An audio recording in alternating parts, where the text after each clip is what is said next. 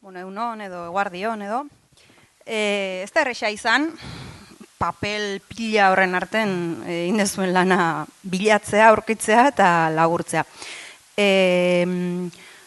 Ariketa zein izan den, gehienok badakizue, danok ez, bazpare gogoratuko dut. Bai, 10 kasu jarri dizkizuegu, talde bakoitzari bat, kasu horri lotutako rolak eta testu ingurua zein izan daitezken edo irudikatzeko eskatu dizuegu, eta gero, kasu horretarako ahalduntze ekintzen zerrenda bat. Bai? Eta ondoren, dilema bat edo jarri dizuegu. Alde batetik, bereizteko proposatu dituzuen ekintza horiek benetan aldiren ahalduntzekoak, ala jabekuntza bultzatzen duten ekintzak diren, eta gero, ia ezberdintzen alditugun, bai? Jabetzea eta ahalduntzea. Irakurriko dizkizuet 10 kasuak, eta gero Denisek ekintzen laburpen bat egingo du. Kasuak izan dira. Lizarrako jai batzordea. Baionako Etxepare Lizeoko eskolako komunitatea. Amurrioko udal kiroldegiko langileak. Gasteizko EHUko farmazia fakultateko ikasle euskaltzaleak. Bergarako gaztelekuko gaztetxoak. Gipuzkoako Foru Aldundian euskarazko administrazio atala izango den atal horretako langileak. Eibarko udalbatza. Internet eta sare sozialak erdaretan kontsumitzen dituzten zestoako nerabeak. Elorrioko lagunarteko futbol talde bateko kide euskaltzaleak eta Getxoko udaleko kultura saileko langile eta arduradun politikoak. Vale? Bueno, laburtu ez detingo, ordu betian ez dugu astirik euki, baina entresaka bat ingot, bai? Orduan nolabaiteko danetareko ideiak atea dira, batzuk, gehienak orokorrak, baina, eskerrik asko zehaztasunetara etorri zaten, bai? Eta hola, bloketxoka aipatuko izkizuet, bai? Tresenen inguruan, Lizarrako jai batzordaren barrarako hiztegi txiki bat eta euskal musikaren playlist bat, proposatut, Hiztegi teknikoa Amurrioko kiroldegiko langileentzat, baita beste kiroldegitan erabiltzen duten material komunare, bai? Hau da, pixkat inakik aipatu zigun praktiken edo ideien bildumaren, ez dakit abia puntua, bai? Hezkuntzarako tutorialak euskaraz sortziare, bai? Asko erabiltzen dituztelako tartian zestuko nerabe hauek, bai? Eta onda proposamen bat, tresna bat kentzeko. Ez sortzeko, baizik da, kentzeko. Foru Aldunditik, izfek hizkuntza hautatzeko aukera ematen du, eta hoi kentzia, euskarazko ataletarako, bai? Originalak, bai.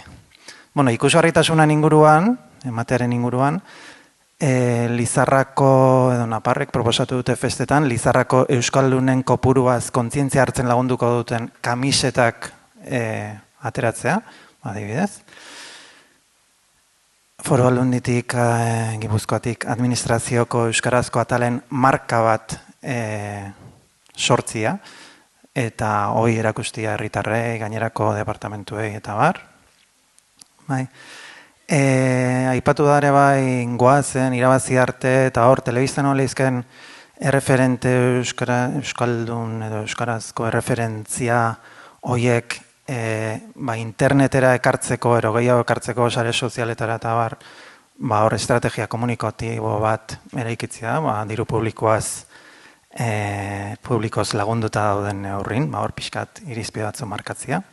Zehar lerrotasunare atea da, pixkat atzoko kontzeptuak, baina era desberdina, alde batetik batzuk planteatute eskualde mailako ikuspegia behar dela, nerabe batzuk tarte baterako herri txiki bateko, uemako, arnasune bateko herri txiki baten egon daitezkelako, baina herri handiago batera jetxi edo igotzen dialako, eta eskualde ikuspegia bardala.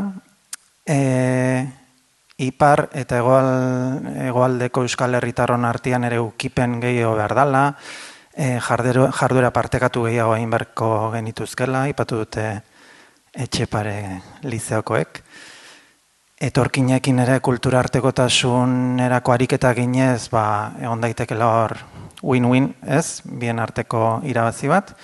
Eta Gasteizko farmazia fakultatekoek proposatu dute fakultateen artean ere, hor errealitateak ere desberdinak on daitezkelako, hor behien arteko eukipen bat itia. Bai?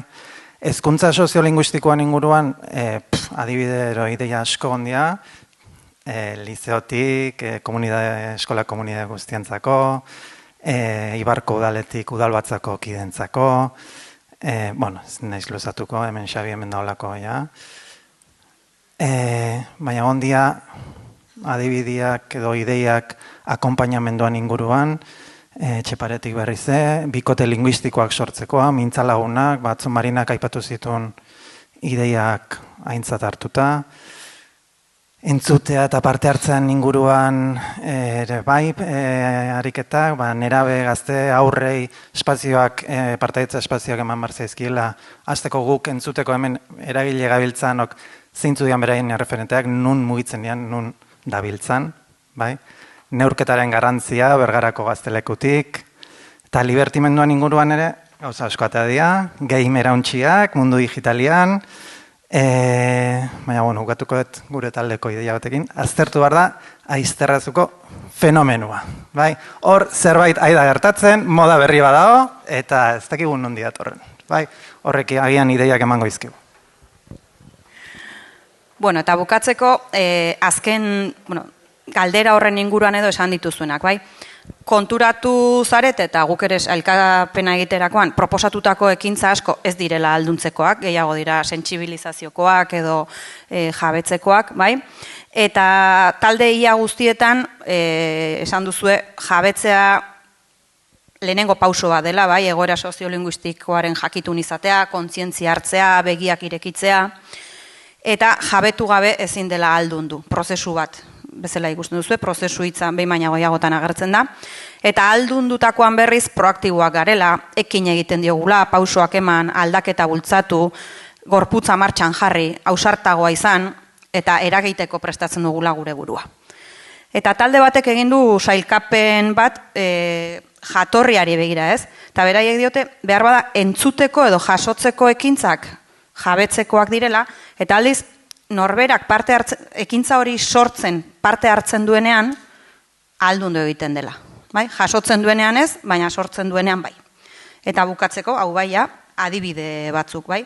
Batzuk aipatu dute, korrika jabetze ekintza badala behar bada, eta Euskaraldia alduntze ekintza bat, edo soziolinguistika saio bat jabetze ekintza bat dela, eta telp tailerra alduntze tailer bat.